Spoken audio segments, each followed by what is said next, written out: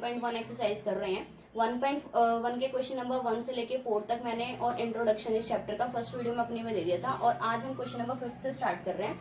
तो question number 5 में क्या दिया हुआ आपको, 3 पॉइंट्स दे रखे हैं, इन तीनों की क्या बतानी है, प्रॉपर्टी बतानी है अंडर मल्टीप्लीकेशन।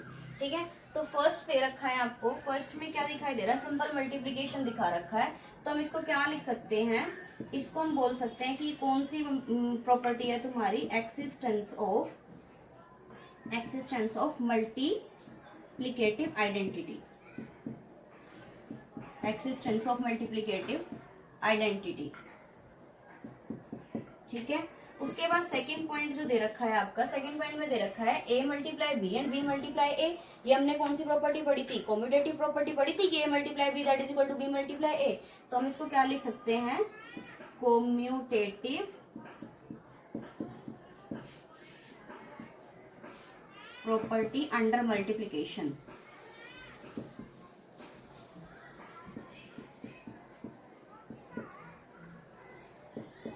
ठीक है, उसके बाद थर्ड पॉइंट जो आपको दिया हुआ है, थर्ड पॉइंट में क्या दिया हुआ है, अभी देखो कि अगर 29 से 29 कैंसिल हो जाए और 19 से 19 कैंसिल हो जाए तो कितना बन रहा है 1।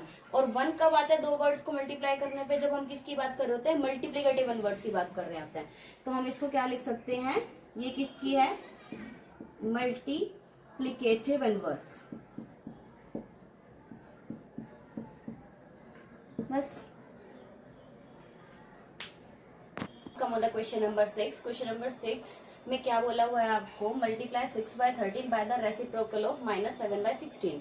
हमें क्या करना है, 6/13 को मल्टीप्लाई करना है किससे, रेसिप्रोकल ऑफ 7/16 से। रेसिप्रोकल मैंने आपको बताया था क्या होता है रेसिप्रोकल, एक नंबर का उल्टा कर देना, यानी कि denominator become numerator and numerator become denominator, that is called the reciprocal. तो अगर हम इसका रेसिप्रोकल करेंगे तो कितना हो जाएगा, -7/16 का रेसिप्रोकल कितना होगा, 16/-7, क्योंकि इसको हम उल्टा कर देंगे रेसिप्रोकल में।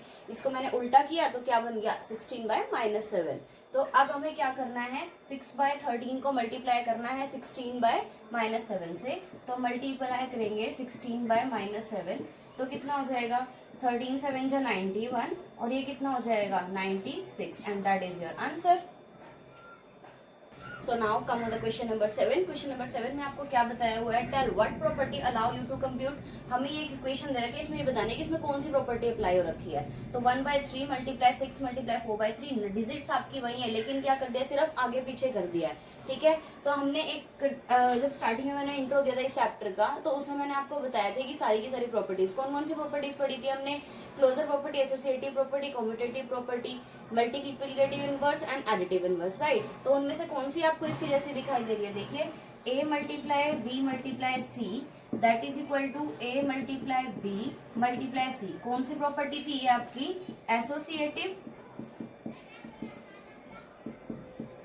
एसोसिएटिव प्रॉपर्टी थी। तो ये किसके कंपैरिजन अगर हम इसको करते हैं तो कौन सी प्रॉपर्टी दिखाई दे रही है, एसोसिएटिव प्रॉपर्टी दिखाई दे रही है। तो इसका आंसर हम क्या लिख सकते हैं, this is the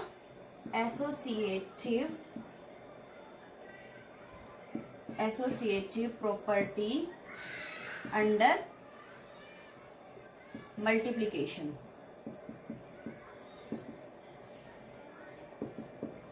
okay, so question number 8 now. Question number 8 में क्या बोला हुआ है, is 8/8.9 the multiplicative inverse of -1/1/8 y और y नॉट। हमें क्या बताना है कि जो 8/9 है, क्या वो मल्टीप्लिकेटिव इनवर्स है -1/1/9 का। हम दोनों को मल्टीप्लाई करके देख लेते हैं कितना आ गया ये। ठीक है, तो अब हमने क्या किया, 8.9 और इस मिक्स फ्रैक्शन को हमने फ्रैक्शन में चेंज कर दिया, 8 1 जा 8 एंड 1 ऐड करेंगे 9, तो कितना हो गया ये 9/8 हो गया। ठीक है,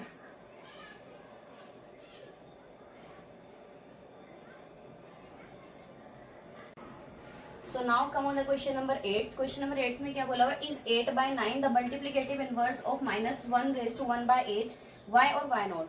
हमें क्या बताना है कि जो 8/9 है, क्या वो मल्टीप्लिकेटिव इनवर्स है उसका। तो हम इसको सबसे पहले मल्टीप्लाई करके देखेंगे तो कितना हो जाएगा 1/1/8। ठीक है, तो हम क्या करेंगे, 8/9 दे रखा है आपको और इसको हम चेंज कर देंगे मिक्स फ्रैक्शन से फ्रैक्शन में। 8 1 जा 8 एंड 1 9, कितना आ जाएगा 9/8 माइनस। ठीक है, तो कितना हो जाएगा 9 से 9 कैंसिल, 8 से 8 कैंसिल, कितना आ गया -1।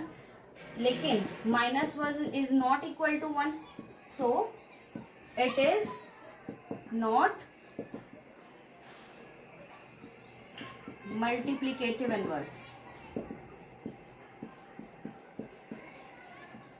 क्योंकि मल्टीप्लीकेटिव इनवर्स की कंडीशन क्या होती है कि अगर हम दो टर्म्स को मल्टीप्लाई करते तो आंसर सॉल्यूशन विल बी 1। तो आंसर कितना आना चाहिए आपका? 1 आना चाहिए, लेकिन ये 1 नहीं आ रहा, -1 आ रहा है, so it is not an multiplicative inverse. Okay,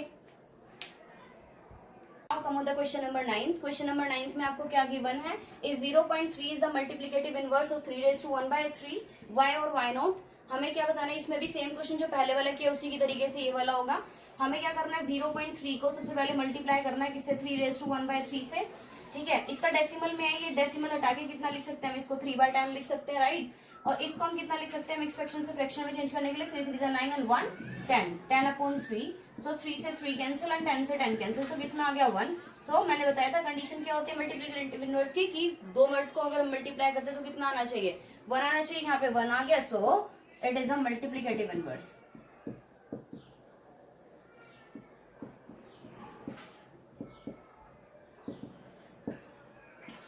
multiplicative inverse. So come on the question number 10। Question number 10 के फर्स्ट पार्ट में आपको क्या बोला हुआ? Rational number that does not have a reciprocal. ऐसा नंबर जिसका कोई भी रेसिप्रोकल नहीं हो सकता। जैसे कि इसमें मैं सॉल्यूशन दे सकती हूँ आपको, क्या हो सकता है इसका? 0, क्योंकि ये 0 ही सिर्फ एक ऐसा वर्ड है कि इसको किसी से मल्टीप्लाई करते हैं तो सिंपल 0 ही आता है। ठीक है, और 0 के नीचे हम क्या लगा सकते हैं? 1, तो ये कितना हो जाएगा? 0। लेकिन अगर हम इसको 1/0 लिखते हैं तो क्या हो जाता है? ये not defined. So 0 is only the number that does not have a reciprocal. सिर्फ एक यही नंबर है जिसका हम रेसिप्रोकल नहीं कर सकते हैं, दैट्स इट। उसके बाद सेकंड पॉइंट में क्या बोला हुआ आपको? सेकंड पॉइंट में बोला हुआ rational number that are equal to their reciprocals. ऐसे नंबर जिनका रेसिप्रोकल ही आपका क्या हो जाता है? वही नंबर बन जाता है। तो 1 और -1 सिंपल दो टर्म्स ऐसी हैं जिनका रेसिप्रोकल हम करते हैं तो सिंपल वही टर्म्स आ जाती हैं। दोबारा से देख लीजिए, 1 का रेसिप्रोकल करते हैं तो कितना आएगा? 1। -1 का भी रेसिप्रोकल करूं तो -1 ही आता है। तो ये दो नंबर सिर्फ ऐसे हैं जिनका हम रेसिप्रोकल करते हैं तो सेम नंबर्स बन जाते हैं। Okay, so now come on the third point. Third point में क्या बोला हुआ है? Rational number that is equal two is negative. क्या इसका भी आंसर हम 0 लिखेंगे? बिकॉज इसने बोला है कि ऐसा नंबर जो अपने ही नेगेटिव के इक्वल आ जाए, यानी कि उसके सामने हम नेगेटिव का साइन लगाए तब भी वो वही नंबर रहे। तो क्या कर सकते हैं हम? 0 देखते हैं तो -0 भी कितना ही आएगा आपका? 0 ही आएगा। तो हम इसके सामने माइनस का साइन लगाएं या ना लगाएं तो भी इसका आंसर कितना रहेगा? 0 रहेगा। सो now come on the question number 11। Question number 11 में कुछ फिलअप्स दे रखे हैं, उनको आपको फिल करना है। फर्स्ट पॉइंट दे रखा है 0 हैज डैश रेसिप्रोकल। तो 0 का तो मैंने आपको बताया था कोई रेसिप्रोकल नहीं होता, तो क्या आंसर हो जाएगा? 0 हैज नो रेसिप्रोकल। ठीक है, सेकंड पॉइंट में दे रखा है the numbers dash and dash are their own reciprocal. अभी हमने किया था कि ऐसे दो नंबर्स बताने जो खुद के ही रेसिप्रोकल होते हैं। कौन कौन से नंबर? 1 एंड -1। ठीक है, उसके बाद कम on the third point. Third point में क्या बोला था? रेसिप्रोकल ऑफ -5 इज, -5 का रेसिप्रोकल हम करते हैं तो कितना हो जाता है? -1/5। ठीक है, तो ये कितना हो जाएगा? -1/5। उसके बाद कम on the fourth point. Fourth point में क्या बोला? Reciprocal of 1/x। 1/x का रेसिप्रोकल क्या होगा? इसको उल्टा कर देंगे तो कितना आ जाएगा? x आ जाएगा। उसके बाद फिफ्थ पॉइंट में बोला हुआ है product of to rational number always a rational number. ठीक है, दो रैशनल नंबर को हम कभी भी मल्टीप्लाई करते हैं तो क्या आता है? हमेशा रैशनल नंबर ही आता है। ठीक है, उसके बाद 6 पॉइंट दे रखा है the reciprocal of positive rational number is. किसी भी पॉजिटिव रैशनल नंबर का अगर हम रेसिप्रोकल करते हैं तो वो क्या होएगा? तुम्हारा पॉजिटिव ही होगा। ये तो है नहीं कि अगर हम उसका रेसिप्रोकल कर देंगे तो नेगेटिव हो जाएगा, तो ये भी क्या हो जाएगा? पॉजिटिव।